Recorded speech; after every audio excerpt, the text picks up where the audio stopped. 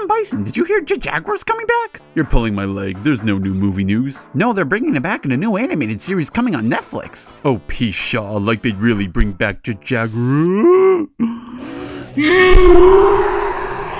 In this quick video, we're going to talk about the upcoming anime Godzilla Singular Point. It's hard to believe there's already yet another Godzilla anime coming out so soon. It had only been a little over a year since the last movie. But, you know, of course with Toho's contract with Legendary, making anime is really all they can do with the character right now. That's not necessarily a bad thing, I mean unless it's done like shit. The anime trilogy was very mixed upon both fans and casual viewers alike. I mean, the trilogy had an interesting concept, it was just executed lazy and poorly. Oh, and it's CG. Everyone supposedly hates CG anime. This new show, though, seems to fix a lot of the complaints the anime trilogy had. For one, we got more monsters, and it's traditionally animated. Sort of. The anime is a co-production between both Studio Bones and Studio Orange. I do watch a lot of anime, and I'm very familiar with Studio Bones, who worked on shows like Full Metal, My Hero, and many more good ones. Studio Orange I wasn't so familiar with, and by looking at their projects, I can say I've not seen a single thing they've worked on. It hurt a little more when I found out they mainly work with CG anime, and I immediately knew that the kaiju were going to be CG after hearing that. And yeah, I was right, sadly. CG blended with regular animation just doesn't sit right with me. There are some anime out there that looks like it sticks out way too much and doesn't seem like it belongs there.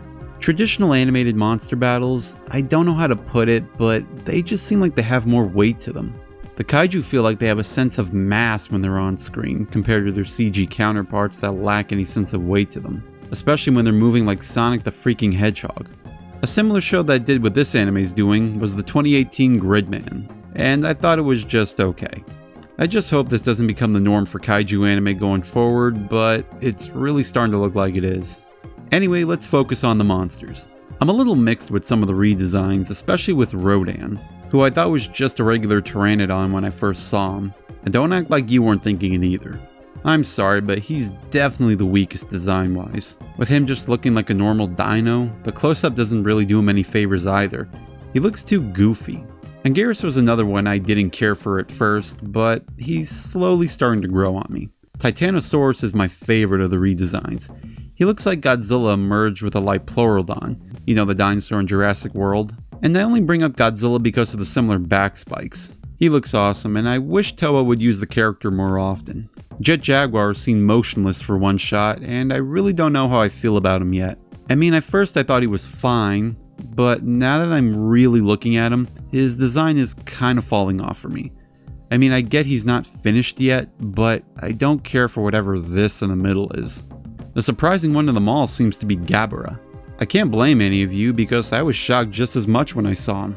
He's another one I don't know how I feel yet, as he just looks like a giant mutated rat. Finally, there's Godzilla, who as of now we don't really have a clear image of, though we can see he can extend his jaw pretty big. I mean, look how wide this is. I'm getting serious Shin Godzilla vibes with this one. Also, with all the organic kaiju, it seems they have this red mist around them, whatever that's supposed to signify. The music was done by Kan Sawada, who's worked on a bunch of things I've never seen. But this one piece of music here is really good, sounding very similar to an Ifukube score before transforming into its own beast. I can't wait to hear what else this man's got in store for the show. Lastly, the human characters. If there's one thing recent Godzilla media fails to deliver on, it's the human cast. Sadly, this trailer really doesn't show off anything about these characters and what their motives for the overall story are. All we know about them is that Yoon's an engineer and Mei's a researcher who has a little virtual pet named Doggy, I guess. I wish the trailer could have told a little more about them, but given this is going to be a 13-episode series, I have some hope they'll be engaging characters along the way. I hope.